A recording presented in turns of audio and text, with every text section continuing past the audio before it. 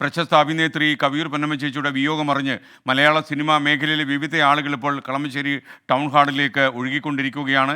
കേന്ദ്രമന്ത്രി സുരേഷ് ഗോപി, നടൻ Dileep, നടിമാരായ Manju Pillai, Jomol, Sarayu, സംവിധായകരായ C B മലയിൽ, ബി ഉണ്ണികൃഷ്ണൻ, നടൻ ചേർത്തല ജയൻ ഉൾപ്പെടെ ഉള്ള ആളുകളൊക്കെ തന്നെ ഇവിടെ ആദരാഞ്ജലികൾ അർപ്പിച്ചു. ഈ 12 മണിവരെയാണ് ഇവിടെ പൊതുദർശനം ഉണ്ടാകുക. ഉച്ച കഴിയുമ്പോൾ കരുമാലൂരിലെ പെരിയാറിൻ്റെ തീരത്തെ ശ്രീപീഠം വീട്ടുവളപ്പിൽ സംസ്കാരം നടക്കും.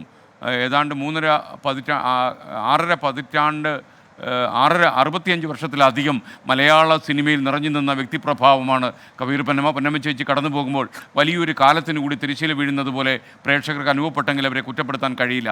അത്ര കൂടുതൽ വൈവിധ്യമുള്ള അമ്മവേഷങ്ങൾ ചെയ്തു.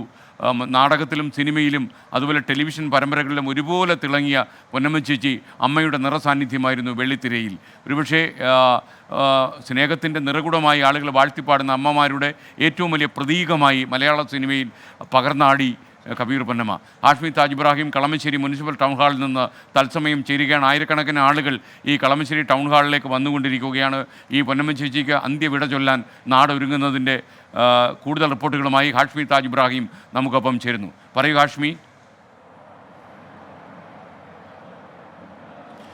അങ്ങനെ തന്നെയാണ് എന്ന് പറഞ്ഞാൽ മാതൃഭാവം ഒരു മഹാഭാരതി പോലെ വഴിഞ്ഞൊഴുകുന്ന ഒരു മുഖം, ആ മുഖത്ത് ഒരു വലിയ സിന്ദൂരപ്പൊട്ട്, അതൊക്കെ ഇനി ഓർമ്മകളിൽ മാത്രമാണെന്ന് മലയാളി കേരളം വേദനയുടെ മണിക്കൂറുകൾ കൂടി നമ്മൾ കടന്നു പോകുന്നു. കളമശ്ശേരി മുനിസിപ്പൽ ടൗൺ ഹാളിൽ അല്പസമയം മുൻപ് 9 മണിയോടുകൂടിയാണ് മലയാളത്തിൻ്റെ മാതൃഭാവത്തിൻ്റെ മൂർത്തിഭാവം കവിയൂർ പൊന്നമ്മയുടെ പൊതുദർശനം തുടങ്ങിയത്. അത് ഇങ്ങോട്ടേക്ക് കുറേയധികം മനുഷ്യർ കവിയൂർ പൊന്നമ്മയെ, മലയാളത്തിൻ്റെ അല്ലെങ്കിൽ മലയാള സിനിമയുടെ അമ്മഭാവത്തെ അവസാനമായി ഒരു നോക്ക് കാണാൻ വേണ്ടി, ആദരമർപ്പിക്കാൻ വേണ്ടി ഇങ്ങോട്ടേക്ക് എത്തുന്നു. അല്പസമയം മുൻപാണ് മന്ത്രി പി രാജീവ് ഇവിടെ ജയൻ ചേർത്തല, വിനു മോഹൻ അടക്കം, ബി ഉണ്ണികൃഷ്ണൻ അടക്കം വിവിധ സംഘടനാ പ്രതിനിധികളൊക്കെ രാവിലെ മുതൽ തന്നെ ഇവിടെയുണ്ട്. അല്പസമയത്തിനകം മമ്മൂട്ടി ഇങ്ങോട്ടേക്ക് എത്താൻ പോകുന്നു.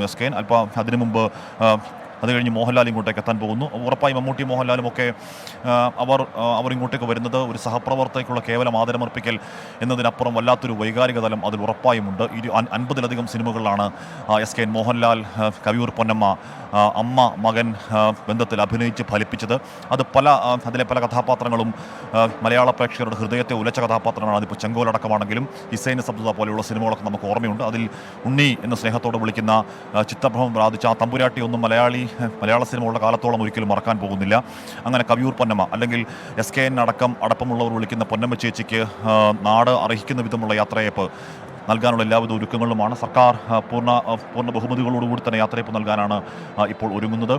SKN ഓർത്തു നോക്കണം, 12 വയസ്സ് മുതൽ 79 വയസ്സ് വരെ നീളുന്ന ഒരു കലാസപര്യ 6 പതിറ്റാണ്ടുകൾ എന്ന് പറയുന്ന ഒരു കലാകാരൻ്റെയോ കലാകാരിയുടെയോ ജീവിതത്തിലെ ചെറിയ കാലയളവല്ല. അങ്ങനെ 6 പതിറ്റാണ്ടുകളിൽ മലയാള സിനിമയിൽ ചെറുതും വലുതുമായ വേഷങ്ങൾ നിറഞ്ഞു നിന്ന് ഏറ്റവും ഒടുവിൽ 2021 ആണും പെണ്ണും എന്ന് പറയുന്ന ഒരു ആന്തോളജിയിലടക്കം അഭിനയിച്ച് അങ്ങനെ വിവിധ വൈവിധ്യങ്ങളിൽ അഭിനയിച്ച് അഭ്രപാളിയിൽ നിറഞ്ഞ ഒരു മലയാളത്തിൻ്റെ അമ്മ മാതൃഭാവം ഇപ്പോൾ വിടവാങ്ങും. SKN ഉറപ്പായും നമുക്കൊക്കെ അത് വേറൊരാളായി തോന്നിയിട്ടില്ല, അല്ലെങ്കിൽ ഒരു അഭിനേത്രിയെ തോന്നിയിട്ടില്ല.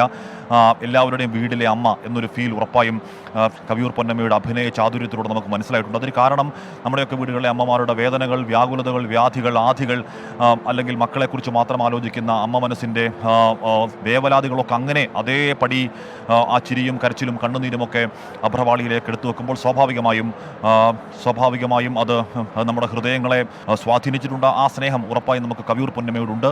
അപ്പോൾ കവിയൂർ പൊന്നമ്മയെ അല്ലെങ്കിൽ പൊന്നമ്മ ചേച്ചി ഒരു നോക്ക് കാണാൻ ഇങ്ങോട്ടേക്ക് കുറേ അധികം ആളുകൾ, നൂറുകണക്കിന് ആളുകൾ ഇങ്ങോട്ടേക്ക് ഈ കളമശ്ശേരി ടൗൺ ഹാളിലേക്ക് അല്പസമയത്തിനകം എത്തിച്ചേരും എന്നതാണ് അറിയേണ്ടത്. SKN 12 മണി വരെയാണ് ഇവിടെ പൊതുദർശനം പറഞ്ഞിരിക്കുന്നത്. പക്ഷേ അത് 12 മണിക്ക് തീരാനിട ഉണ്ടോ എന്ന കാര്യത്തിൽ സംശയമുണ്ട്. കാര്യം ഒരുപാട് ആളുകൾ വരികയാണെങ്കിൽ ഒരുപക്ഷേ അത് 1 മണിയിലേക്കൊക്കെ നീളും എന്ന് പറയുന്നു. അതിനുശേഷം ആലുവയിലേക്ക് പോകാൻ പോകുന്നു. ആലുവയിൽ കരിമാലൂരുള്ള അവരുടെ വീട്ടിലേക്ക് പോകുന്നു.